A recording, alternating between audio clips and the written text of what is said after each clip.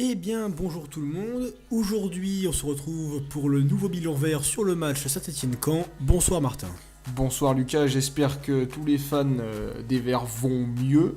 En effet, après quelques résultats plutôt même très mitigés face à Amiens et face à Paris, ça reste un ça reste 4-0, Paris, hein. voilà, ça reste Paris, mais quand même, c'était pas un très grand résultat.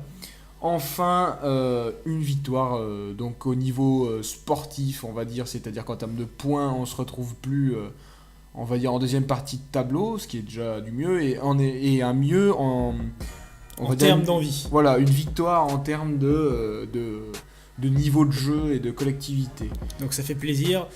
Enfin, effectivement, on retrouve une envie qu'on n'avait pas vraiment vue contre Amiens et contre Paris, et notamment, surtout même à Montpellier. On retrouve enfin donc cette envie qui nous avait tant manqué. On retrouve 3 points. On a une victoire peut-être pas solide parce qu'il faut quand même pas oublier qu'on a été mené la première mi-temps, même si a priori ça avait l'air quand même plutôt d'être de l'autre côté cette première mi-temps et les résultats n'étaient pas trop mérités Logique, pour Caen, voilà. En tout cas, pour moi la deuxième mi-temps a été convaincante. Sincèrement, j'y croyais pas. Je pensais plutôt à un match nul, moi au début. Avant le match, et je dois avouer que j'étais agréablement surpris. Moi, en effet, je pensais pas tout à fait pareil, c'est-à-dire que je leur accordais quand même ma confiance, on va dire, une dernière fois pour ce match, c'est-à-dire que je pensais que ça allait être un match révélateur en termes de jeu, c'est-à-dire où, de toute façon, on était sur la même lancée que contre Amiens, Montpellier, tous ces matchs-là où vraiment on était apathique et on regardait un peu l'autre dans le blanc des yeux en faisant pas grand-chose. Ou alors on développait du jeu offensivement et on avait, on proposait plus de jeux et ça s'est transformé en faisant beaucoup plus de tirs et de tentatives, on va dire, de frappe. On a encore eu par exemple 2 buts refusés et 2 poteaux, il me semble. Quand même. Oui, ce qui est assez révélateur, pour une fois, on fait du jeu, on arrive à marquer des buts et même s'ils sont pas accordés, on les a quand même marqués. Donc je trouve que ça fait quand même déjà assez plaisir. Donc on a vu encore quoi? On a vu un hors-jeu, c'est ça? Et un but refusé à cause de la VAR. C'est 2 semble. buts même refusés avec la VAR. Ouais, il me semble bien, je sais plus, alors je confonds avec Amiens. Bref, tout ça pour dire comment on a développé du jeu. Et au niveau des joueurs, il y en a un qui est ressorti pas mal, Ouais. c'est Salibur. C'est Salibur. On va dire que c'est enfin un joueur qui a du... Enfin, Kazri a déjà ça, mais voilà, il sait jouer avec le ballon, c'est-à-dire il est technique sans faire de déchets, un peu comme on pourrait reprocher à Cabella en début de saison, ou en début d'année dernière également, mais c'est un joueur qui tient la balle, c'est-à-dire...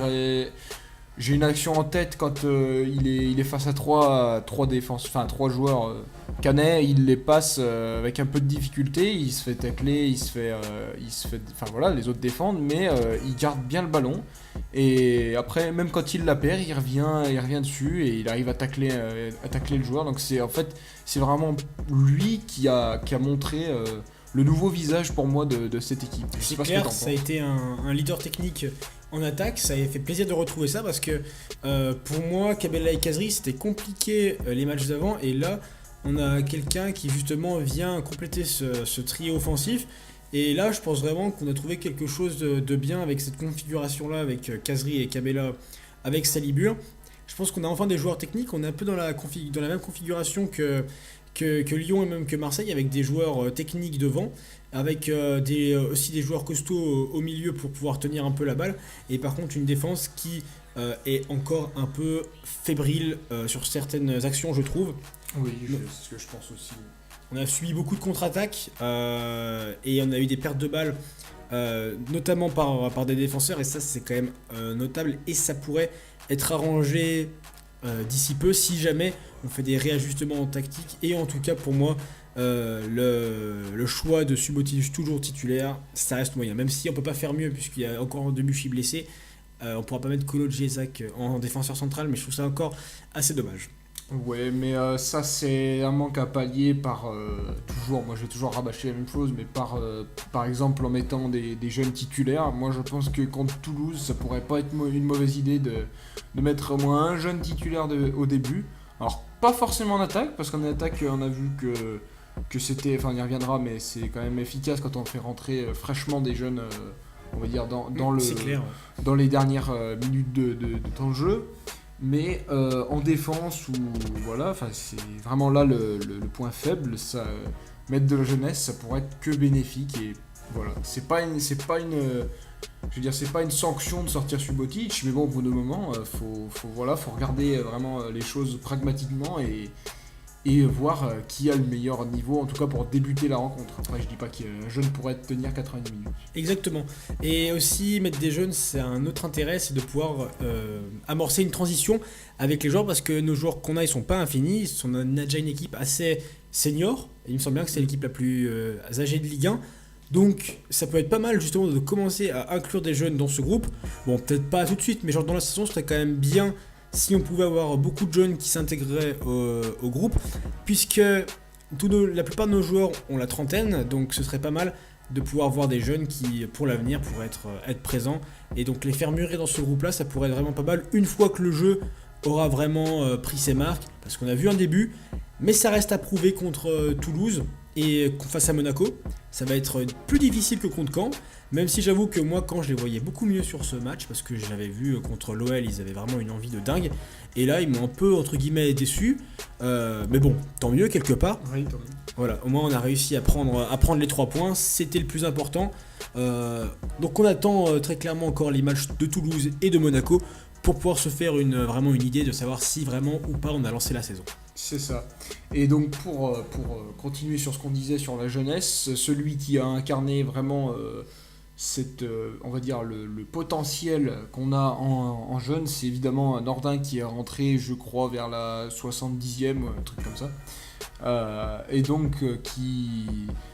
Je sais plus s'il fait marquer un but, mais il fait marquer un but qui n'est pas validé, voilà, un but hors jeu, donc Logiquement, voilà. oui. Logiquement, mais honnêtement, à partir du moment où il est rentré, déjà qu'avant, on a plutôt, on pourrait dire, mitraillé la cage, mais là, avec lui, c'est vraiment... il est plutôt... On va dire, c'est un peu le même caractère que Salibur. Il est technique et il est à la fois physique, c'est-à-dire qu'il faisait des accélérations, il a dépassé 3 canets pour faire cette passe à Kazri qui était hors jeu. Mais ouais, vraiment un gros potentiel. Il a vraiment fait du bien. Là, voilà. Gasset, bon changement sur ce coup-ci. Parce que j'ai envie de dire, au moment où on était on était moins frais en attaque, et ben là il a dit allez, je mets Nordin à la place de Salibur, parce que Salibur il commençait un petit peu à fatiguer. Et Nordin était dans le même profil, il attaquait, il percutait bien. Et là on a réussi vraiment à relancer l'attaque, et on a eu encore plein d'occasions. Donc j'ai trouvé ça super de mettre Nordin aussi à ce moment-là. Ça c'était pas mal. Alors il y a juste un petit point noir en attaque, c'est Amouma. Bon après c'était pas son poste. Mais bon, Amouma, est-ce que ça fait partie de ces joueurs qui commencent à être un peu vieux et qui ont, je dirais, ils ont déjà fait les matchs de leur vie. C'est pas maintenant qu'ils vont retrouver un niveau exceptionnel, hein.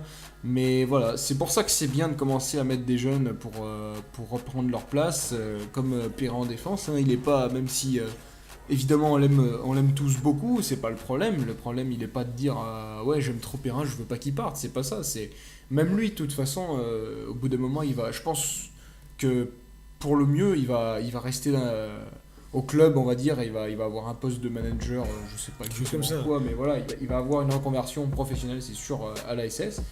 Mais voilà, donc tant que lui est bien.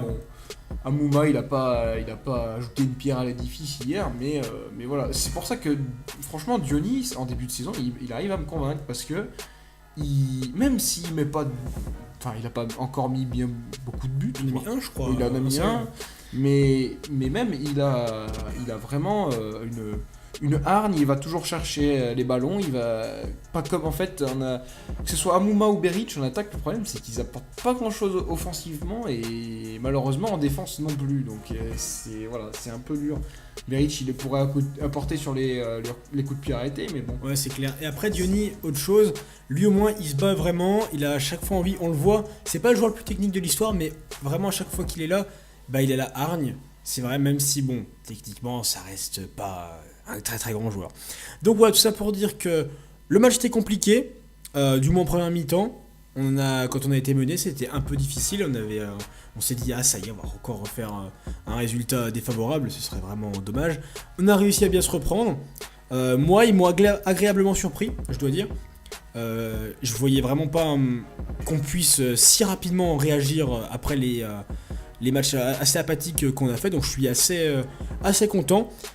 Je pense que c'est de bon augure, mais ça reste à prouver, comme on a dit, sur les 2 prochains matchs qui vont arriver très très vite. Et en plus, on va voir Saint-Étienne-Monaco, donc on va se faire assez plaisir. Exactement. Et ben, on espère que ce bilan vert vous aura plu et on espère que cette bonne lancée va continuer comme ça. Et on espère voir autant de jeux face à Toulouse, même si c'est pas chez nous. Et après, on verra bien à Monaco. Moi, je pense qu'à Monaco, on peut quand même avoir un résultat, sachant que Monaco, c'est à la maison. Cette année, voilà, ils n'ont pas non plus l'équipe qu'ils avaient il y a 2 ans ou même l'année dernière. Et d'ailleurs, c'est faisable. On est à la maison et c'est aussi bien qu'on le dise. Les 2 copes retrouvées, ça fait vraiment plaisir de revoir le stade avec toutes ses couleurs. C'est vraiment bien. On va kiffer, à mon avis, vendredi contre Monaco. Voilà. Et ben allez, à la prochaine et allez les Verts. Allez les Verts, à la prochaine. Ciao. Salut.